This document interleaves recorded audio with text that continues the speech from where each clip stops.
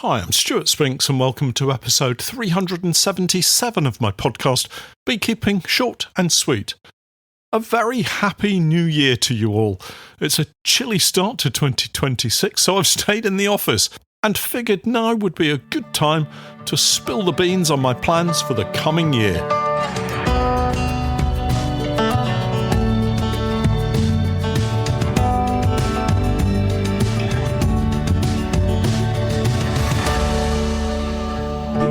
Short and Sweet, a beekeeping podcast for the inquisitive beekeeper with a short attention span. A beekeeper, in fact, just like me. This week's podcast is brought to you, in part, by High Five Multi-Guard. So, when you need a little peace of mind that your bees are safe from dangers of all kind, pesticides, hornets, wasps and mice are no match for High Five. The High Five Multi-Guard is the best one in town. Keeps your bees safe all year round. The ultimate solution has been found. It's High Five. The High Five Multi-Guard fits nearly all beehives and makes beekeeping much easier. High Five. Hi everyone, and welcome back to the podcast, and my first for this new year of 2026. Who'd have believed it? I hope you are all well and have had a lovely Christmas and celebrated the new year wherever you may be. As normal, I've been battling these pesky winter cold bugs that seem to be everywhere right now. Just when I think I've beaten it and recovered, it snuck back in there again. It's not really too serious this time, just more of an annoyance really. So we crack on and keep active. There has been a lot keeping me busy over this festive season, and not just the beekeeping. Major plans taking shape, and with them quite a bit of planning and organising and reorganising.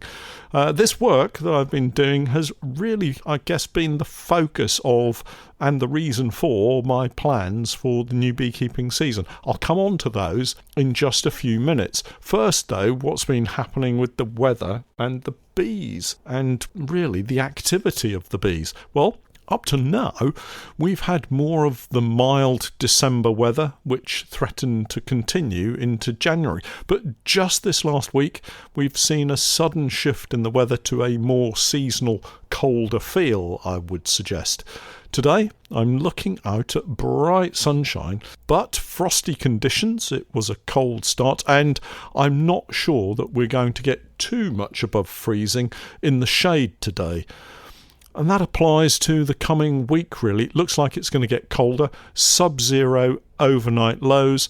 A little wintry snow and rain is forecast. And our daytime highs are likely to be no more than 3 or 4 degrees Celsius. That's around, 36 to 38 degrees Fahrenheit or thereabouts. Quite a change from the mild December days we enjoyed before Christmas.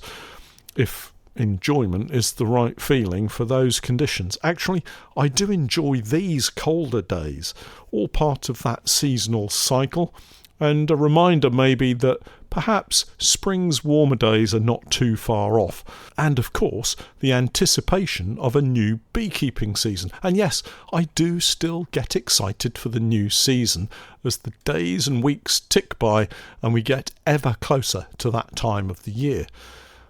That's not to say we have completely lost contact with our honeybees. We continue to heft and monitor activity, and as our recent experiences of the last Patreon video show, we've had a lot of active honeybees recently.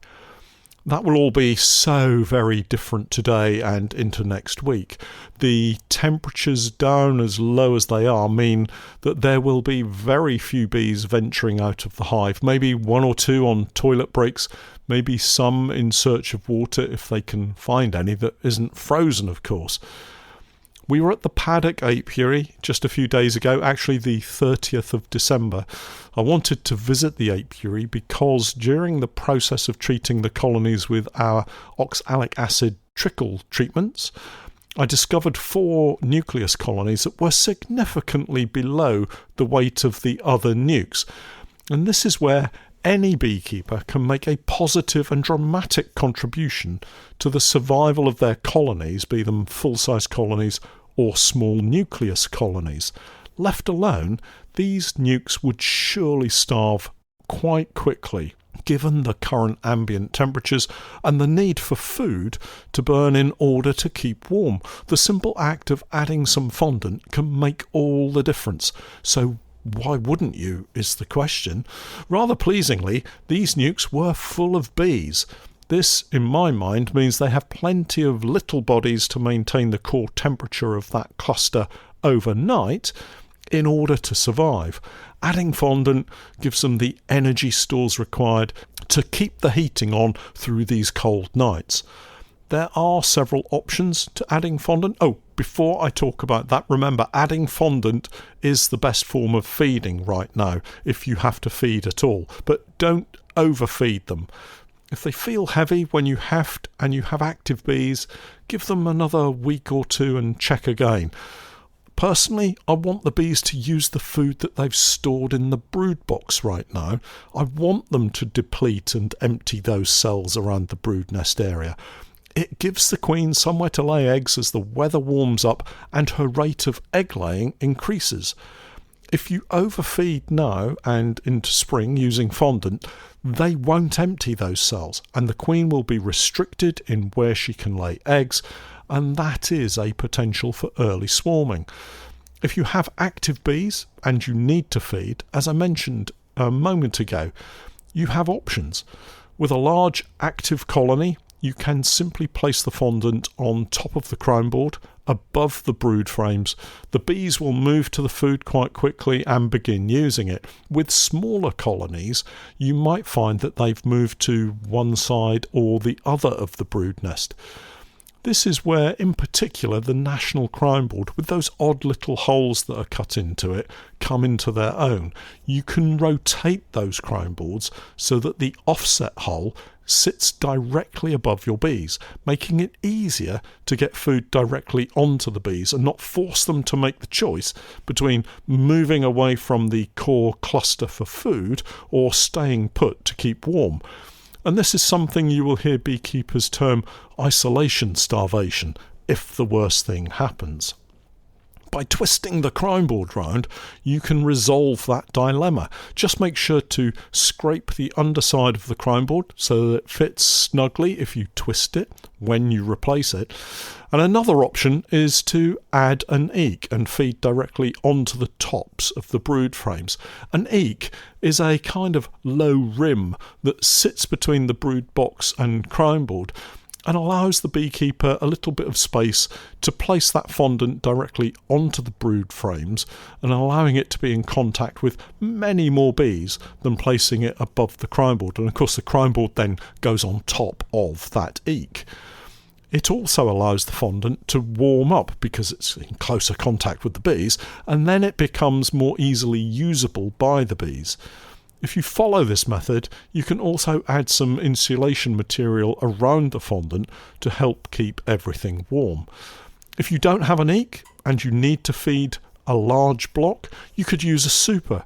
Just add more insulation, or you could use a feeder, such as an Ashforth or Miller feeder, flipped over to give a cavity beneath it where the fondant can sit.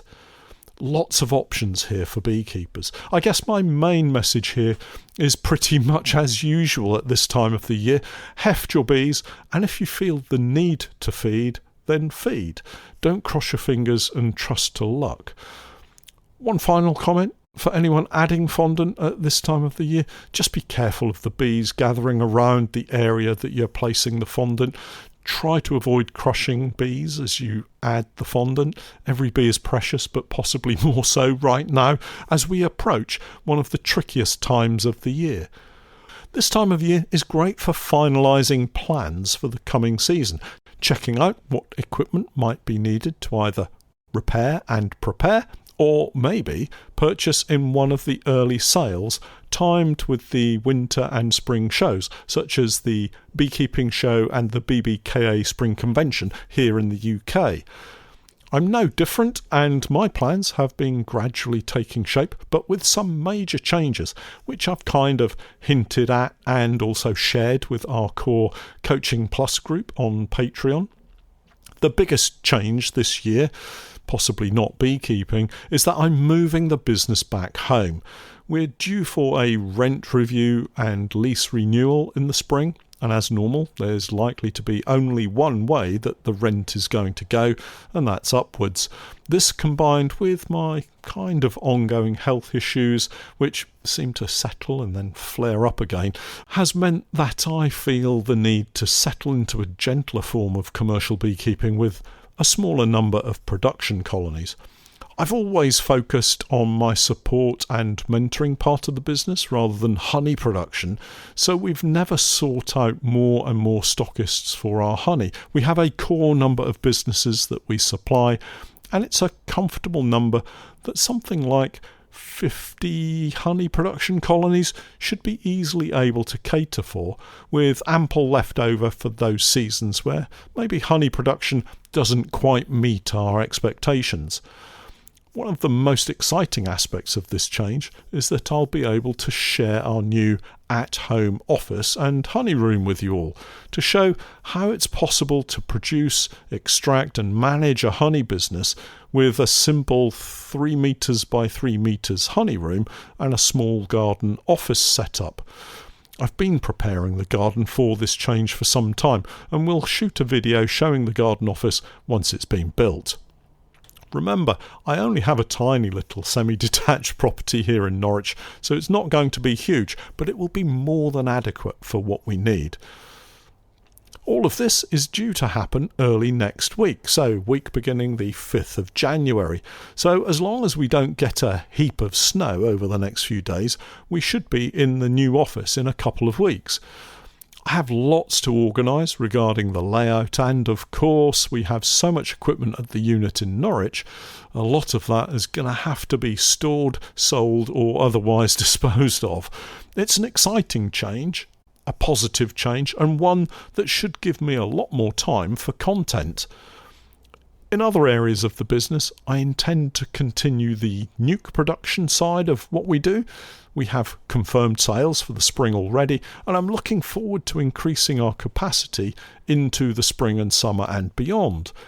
Our main focus is, of course, Langstroth and 14 by 12 nucleus colonies, but we also have the ability to provide pretty much any size nuke that might be requested. One of the ways we help beekeepers is by providing a brood box full of new drawn comb, in effect a full-size colony ready to go. I take the beekeeper's brood box and pop it onto one of our own overwintered colonies, get the bees to draw out the frames, and then separate the colony, supplying the new comb in the customer's brood box with the overwintered queen and attendant bees.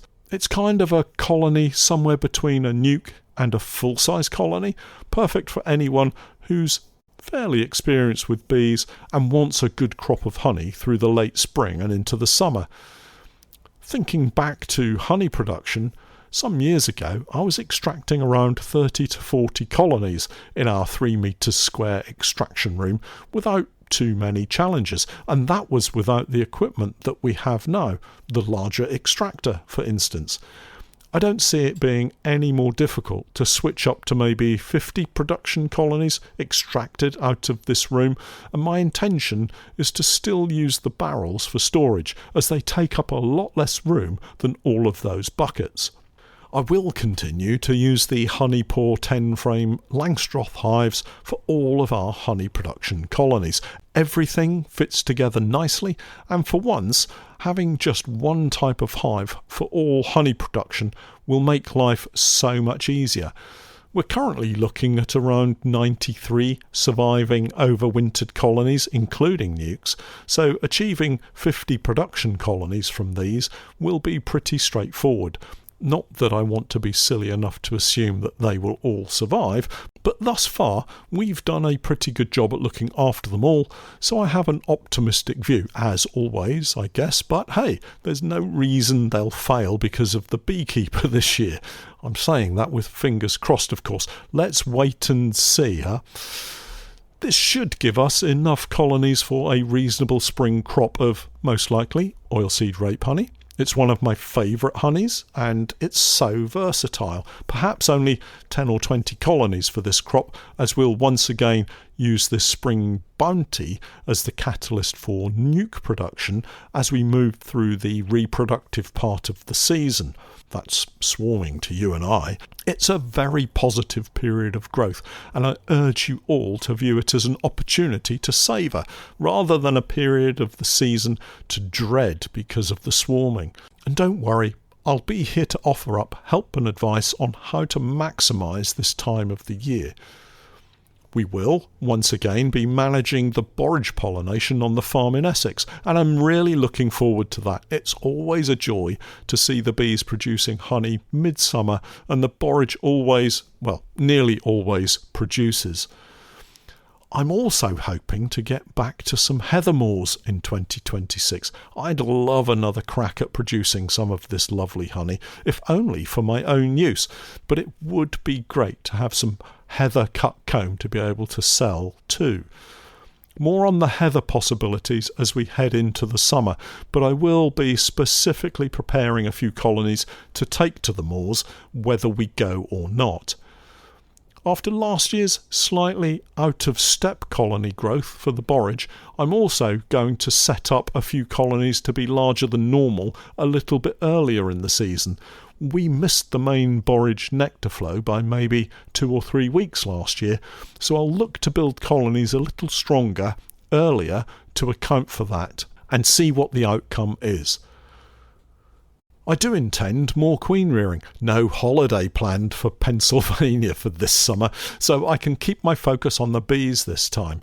More of the Nico queen rearing system, I think, perhaps some alley method, and definitely the John Harding queen rearing setup for one final season.